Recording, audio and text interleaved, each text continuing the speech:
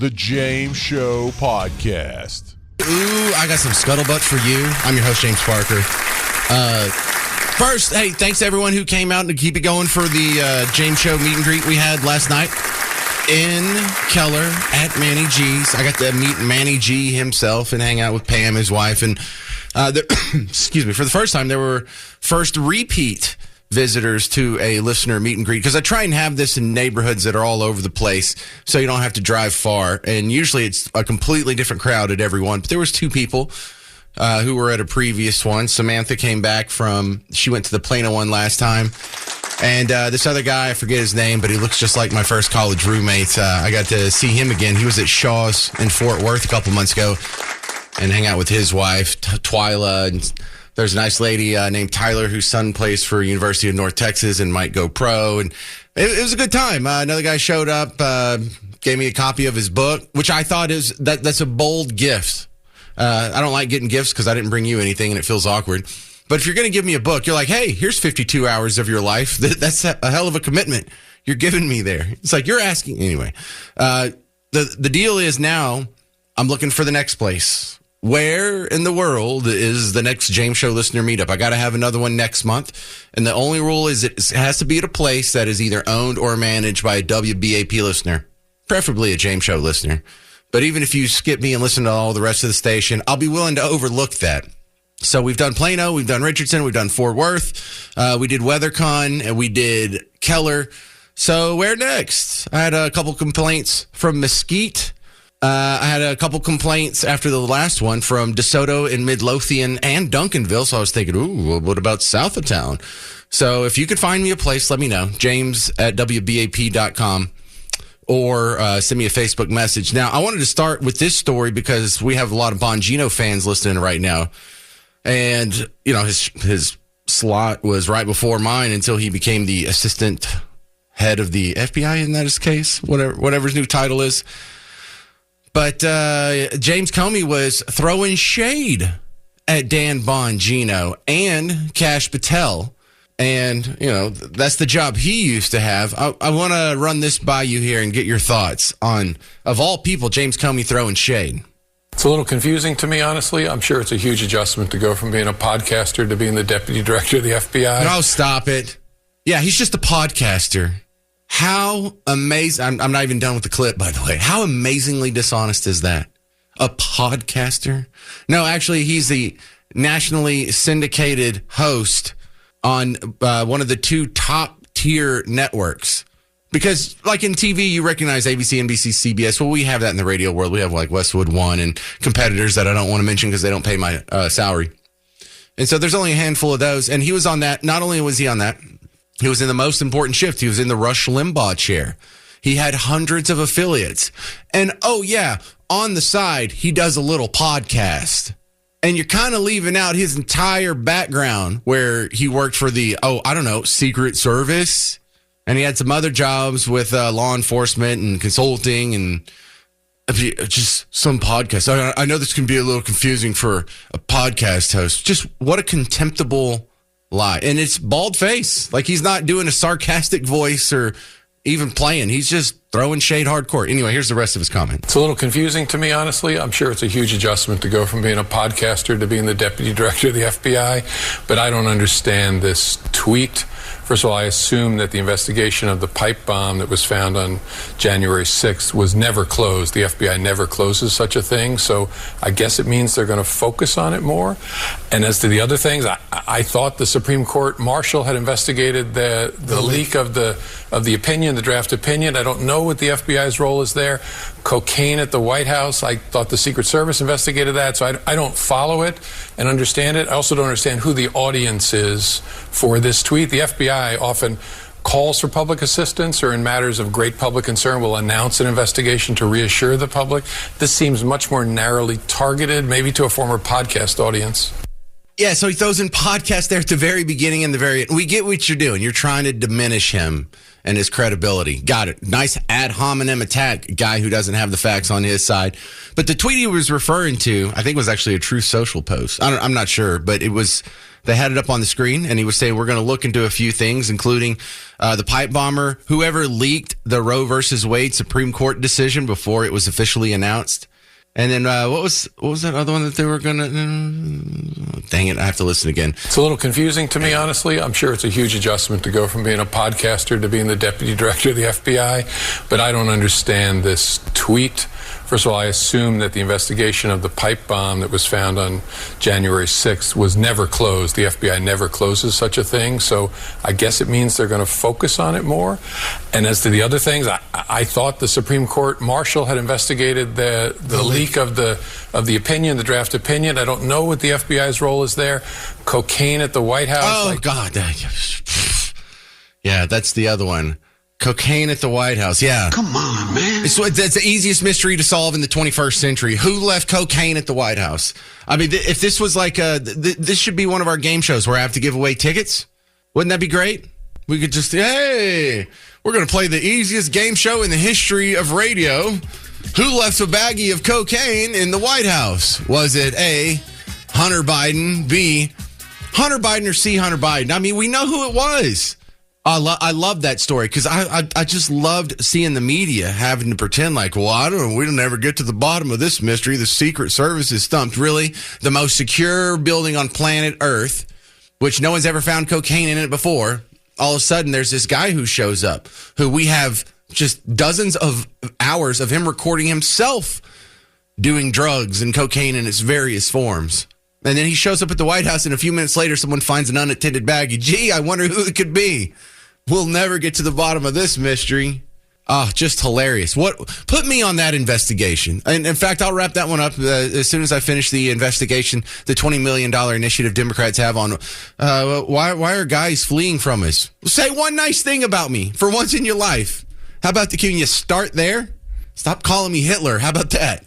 Well, we have continuing attacks between Russia and Ukraine. At the same time, you can also find some positive reports that talks are being held and maybe we're moving closer to peace. Which one's closer to the truth? Are we moving toward peace or away from peace? Let's ask a guy who knows a little bit more than I do at this point. Dr. Jeffrey Brodeur from Rigaku is back on the James Show. He has expertise in chemical, biological, radiological, nuclear consulting. Welcome back to the James Show. Which one's closer to the truth? Have we moved toward peace or chaos in the last week? No, thank you very much, sir. I appreciate you having me back on the show. And I'd like to address your earlier question. I dialed in early. It sounded like a clue question, and my answer is Hunter Biden with Dr. Fauci in the library. Yeah, I see. Where did the cocaine come from? Yeah. All right. You were holding on to that one the whole commercial break. That's good stuff. I did the best that I could. I apologize. It worked. It worked. Go ahead. So let's hope it leads to peace. But I think Putin is pushing the envelope as far and as much as he can. Again, he's positioning his military so they have a tactical advantage when ceasefire and then peace talks are negotiated so that he can break those peace talks after Trump leaves office, is the bottom line. Well, what does Putin want that he's not getting thus far in the peace talks? Do we know that level of detail? So he wants Ukraine. That's no secret. Well, not the whole thing, right? Yeah, absolutely. The whole enchilada. Oh. Everything. And he's not going to... The challenge is that he's established, whether you appreciate it or not, a logical argument that Ukraine represents a buffer zone between NATO and Russia at large, and that translates into a national security issue for him. He's got a buffer zone in most other cardinal directions, but back in about 93 with President Clinton, the NATO community, started encroaching on former Soviet Union states. And he took that as a sign of, number one, weakness, and number two, a vulnerability. And so his sort of cover story is that these are actions I'm taking to protect the Russian citizens at large. Well, when you talk about these other buffer states that are at least casually allied with Putin, are they helping much? Is like the Belaruses of the world helping much? Yeah, they hate life. Georgia, the state of Georgia, the country of Georgia is a prime example. They're not.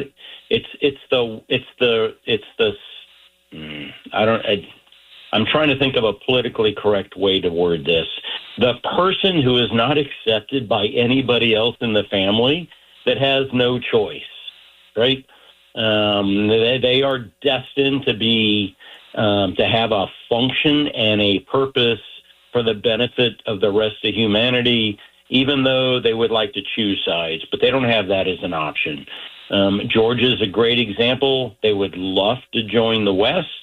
The West won't receive them because they understand that with that comes a sense of vulnerability from Russia and combat operations.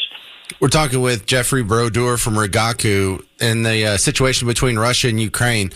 How long can Russia hold out? Isn't their economy hurting from this? They've been on a war footing for almost 7 years now. They are well positioned to wait us out.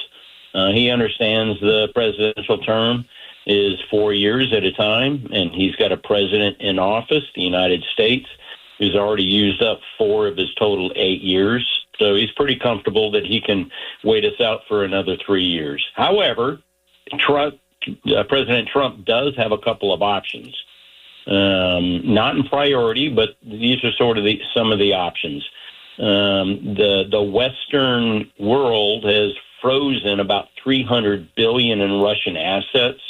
It'll take some coordination with European countries, but we can translate that frozen into seizure and use that $300 billion to use it to support the Ukrainian war and reconstruction. We also have some wealthy Russians that are traveling the world, and they've got pre-positioned accounts around the world. They don't want to go back to Russia during this conflict. Many of them have children that are of conscription age. So if we would seize or freeze their assets, that would be helpful as well. Read that as create discontent at the ground level. We can restart military aid to Ukraine. I don't particularly like that, but it would be a lever he could pull to convince President Putin that he was serious about it. Here's an interesting fact that I found out in preparing for this call. Okay. Almost all pharmaceuticals that are bought and purchased in Russia are imported. And almost all of them come from countries that are allies with the United States. China could pick that ball up if they wanted to. It would take some time to build that. But you imagine the impact you would have on the entire citizenry if that coalition of Western states decided to stop pharmaceutical imports to Russia. And then the last is indirect attacks. So you don't want to go face-to-face. We don't want a World War III. We're dealing with nuclear weapon powers. We don't want any strategic mistakes. We've already set the table for attacks into Iran, which directly supports Russia. And we've already set the table with siding with Taiwan. That is a thorn in the side of China that directly supports Russia. So building up on those two, the Iran scenario would be in direct support of Israel to eliminate their weapons infrastructure. And Taiwan, democracy in the Pacific, it sings well on any newspaper headline page. Well, Dr. Jeffrey Brodeur, I got to give you credit. That was better than any article I've read on the conflict today. I appreciate it, sir. Thank you, sir. All right, you can find his work, Rigaku, Rigaku. They're pretty easy to find online. Wow, a lot to digest there, but I still feel like there could be peace in a week or Putin could wait this thing out and just say, I'm not going to do anything big, and I'll just wait for the next president to get in. I could see that really going either way. Will this war ever end? I have no idea. I think the only one that really knows how far they're willing to take this is Putin himself. My next guest, regular on The James Show, Renata Castro from USA for All. Welcome back to The James Show, Renata. I wanted to start with you on this new Trump administration rule about not allowing student visas. Have we stopped allowing any student visas in America's colleges? Yes. Well, this news hasn't yet to be officially confirmed. However, there are several news outlets are reporting on a cable, which is the name of the communications that are sent to consulates and embassies, American consulates and embassies abroad, suspending appointments for new student visas to allow temporarily, this is not a permanent decision, to allow the consulate and embassies expanded capacity to check on the applicant's social media presence. So this doesn't mean that we won't be able to issue student visas. It's just that appointments are not readily available at this time as the government implements these changes at the consulate level. Okay, because I had saw that he was saying Harvard, you can't have any more foreign student visas. All student visas are foreign, I guess. You can't have any more student visas. So I thought this was just something localized on Harvard or maybe a few schools that had some anti-Semitic protests that went unpunished. But the way you describe it, it sounds like this is affecting all colleges. Yes. So the Harvard discussion or the suspension of Harvard's accreditation with the Department of Homeland Security to house international students has been temporarily enjoined by a judge as this issue goes through federal litigation. But you are correct in saying that the Trump administration has been impacting with its decisions, has been impacting a lot of colleges. And one very important thing to address is that about 60% of small colleges in the United States, especially liberal art colleges and boarding schools in rural communities, heavily rely on international student revenue, which their tuition is 3 to 5 times more than that of local students, to subsidize their operation. So these news are going to be a really heavy financial blow to a lot of smaller colleges. Harvard will survive.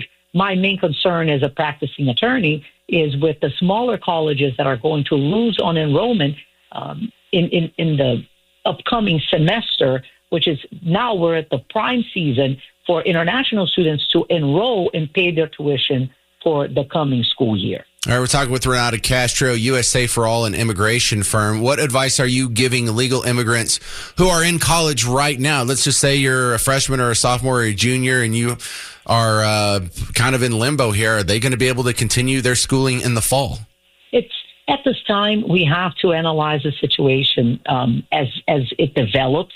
If you are an international student, it's not a time to panic, but I would proceed with caution in regards to social media presence. When we were younger, not calling us old, but when we were younger, we didn't have the permanency of social media. And some of the jokes that sometimes get posted online and are misconstrued and it can have a meaningful and negative legal impact on the lives of these students. So if it's questionable, don't post. Your visa is more important than going viral on social media at this time. Boy, I think that's good advice, whether you're a student visa applicant or not. Just because for job-seeking purposes, you know how many times I've had to go through and just start deleting stuff out of my social media? Not that I'm like posting, porn or giant F-bombs or anything. It's just if you rub the potential employer or potential whoever's reading your application the wrong way, that's not worth it. I will share a quick story. I traveled the country for my immigration cases because immigration is a law of federal jurisdiction. And I was recently in Orlando, and the Uber driver, when learning what I did for a living, started crying. His son, who was a green card holder, who is currently in detention because he works for, a large restaurant chain and made a bad joke about online saying, "Oh, today I'm in a bad mood. I feel like blowing this place up." And that got reported to HR. He was taken into detention, and now he's at risk of losing his green card. all because of a bad taste, of a bad joke. And, as a parent, I can understand the zealousness of law enforcement. You never know when it's just a joke, but I can also commiserate with the father who is now seeing his child, who is 19 years old, has been in detention for 3 or 4 months, and could have his life ruined because of a split-second decision that's just made in the heat of the moment. So I think that this is the best advice we can give our kids. If it's questionable, don't post it. All right. Sounds like solid advice. Renata Castro, how do they find your work if they need your help with immigration services? They can go online, USA4all.com. Thank you very much, Renata Castro, for being on the James Show yet again. All right, coming up, Phil Robertson from Duck Dynasty died. He passed away, but don't worry, his impact on our culture and our politics is bigger than you think. He's not going to get the credit for it, but you'll hear my theory coming up next on the James Show. 800-288-9227. I'm James Parker. It's News Talk 820 WBAP, now on FM at 93.3. And this is my friend Bob Lavelle from Home Marketing Services. And he's taking some time from putting people in their dream homes to update you on the James Show about getting you into a dream home. Welcome back, Bob. Well, it's always good to chat with you because I always look for a story that I can tell you because I know you love hearing about your own folks that listen to you. And here's my one for today. We don't work Saturdays seeing clients for the first time, but I did this past Saturday because that was the only time they could come in. And we had to be on the same page, the client, me, but the wife and the husband weren't on the same page. Uh-oh. The wife, she wanted a used house with character. He wanted a new house because he didn't want to fix that used house. And I had to tell them they needed to go home, go home, pray about it, talk about it, get on the same page. They didn't take that long. A couple hours later, they called me back and said, we decided we're going to go with the new because we can do both. It was a quick decision. It was fun.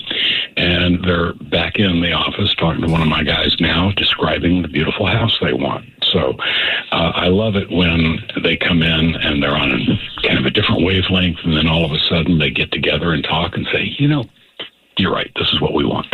Right. So even if you don't know what house you want, if it's a new house or a used house, you just know you want a house, call Bob. 972-392-9595.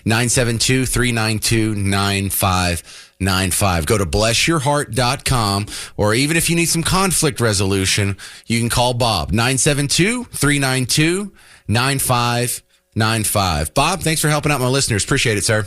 You got it. Have a great one. You too.